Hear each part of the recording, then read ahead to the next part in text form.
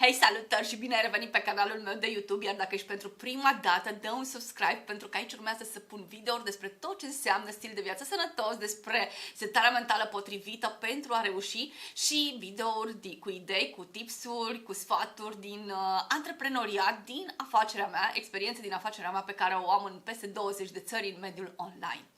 Astăzi o să vreau să vorbesc despre filozofia mea de viață sau ce m-a ajutat pe mine să progresez. Pentru că aud foarte mult despre partea aceasta că viața te pune în situații în care te descoperi. Eu n-am așteptat ca viața să mă pună în situații ca să-mi descoper potențialul, ci am fost persoana care tot timpul m-am provocat în situații noi încât să-mi descoper singură potențialul. Sunt convinsă că multe persoane vor spune înseamnă ieșire din area de confort. Da, dar tocmai în momentul în care ieși din area de confort, atunci înseamnă creșterea, atunci înseamnă să înveți, atunci înseamnă să te descoperi pe tine. Exact asta am făcut eu.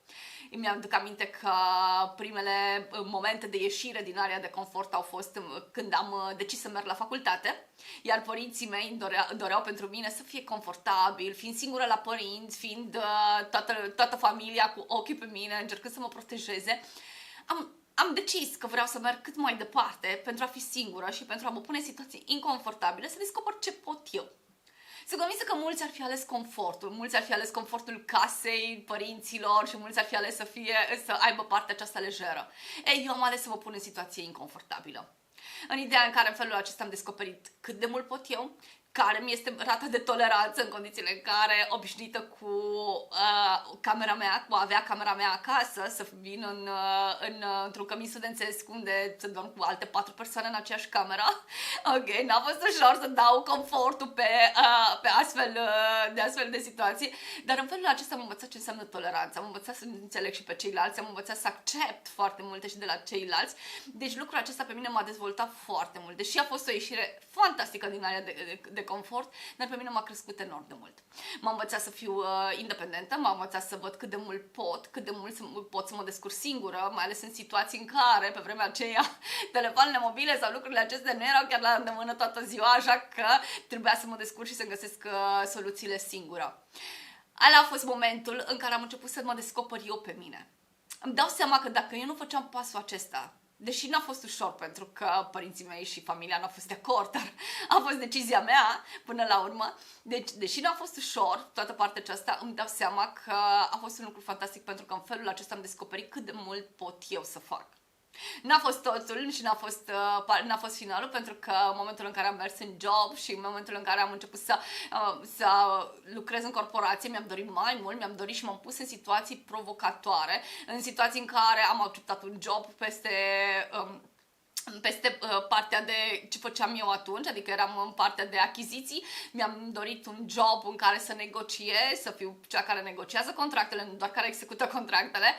Și în momentul, știi cum e, ai grijă ce-ți dorești, că viața te pune în astfel de situații și îți dă mai mult, pentru că am primit un job în care să conduc departamentul celor care negociază astfel de contracte. Era pentru prima dată în viața mea așa ceva, adică era o mega provocare, dar știi cum zice Richard Branson, în momentul în care îți apar oportunitățile în viață, spune da și învață apoi cum se face. N-a fost ușor, un an de zile am lucrat de la 7 dimineața până la 9-10 seara, încercând să fac față la tot ce era în acel job, fiind și un transfer dintr-o țară străină și locuind în Germania și făcând foarte mult naveta între Germania și România și făcând transferuri în corporație și acomodându-mă în cultura nemțească, deci a fost o perioadă super provocatoare. Dar din punct de vedere profesional a fost perioada care m-a crescut foarte mult, a fost perioada în care am învățat enorm de multe lucruri, am învățat să mă descurc în situații limită, în situații contra cronometru, să iau decizii. A fost perioada în care am învățat foarte mult să iau decizii pentru că eram pusă într-o poziție de decizie, așa că am învățat foarte mult să iau decizii. Deci abilitatea de a lua decizii, acolo am exersat-o foarte mult. Nu înseamnă că nu am avut greșeli, nu înseamnă că n-am avut eșecuri, dar am învățat foarte mult din ele și pentru mine un an și jumătate în acea situație, pentru că după aceea a devenit mai confortabil și a fost ușoară, dar un an și jumătate de disconfort m-a crescut enorm de mult.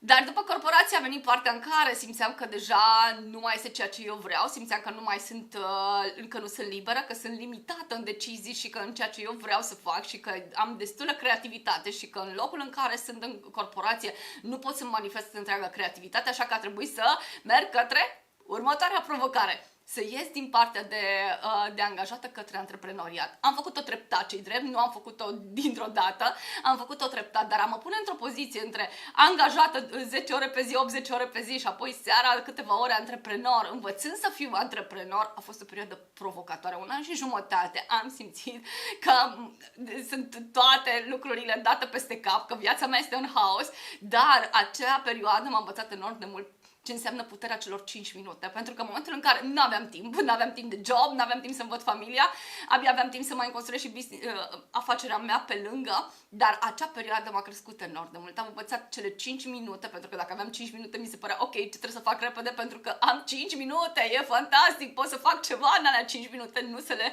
irosesc. Deci am învățat puterea celor 5 minute și am învățat să-mi planific timpul foarte, foarte bine. Dacă acum sunt o persoană foarte bine organizată, este pentru că în perioada aceea trebuie să fac lucrul acesta, să împac și job, să împac și familie, să împac și business-ul și să fac tot tranzitul, toată tranziția de la job, de la angajată către partea mea de antreprenor, de proprietar de afacere.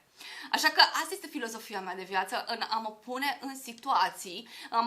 în situații inconfortabile, pentru că în momentul acela crești și nu mi este frică să mă arunc. Știu că nu este ușor, știu că o să fie destul de greu, nu mi este frică de partea de a munci sau de partea de a mă uita la provocări, care unele mă sperie, ce-i drept. Acum am în fața mea anul acesta niște provocări fantastice, mă sperie, dar nu asta mă oprește.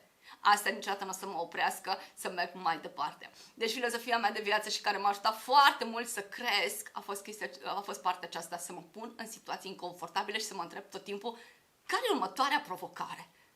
Așa că te întreb în 2022, care e următoarea provocare în care vrei să te pui?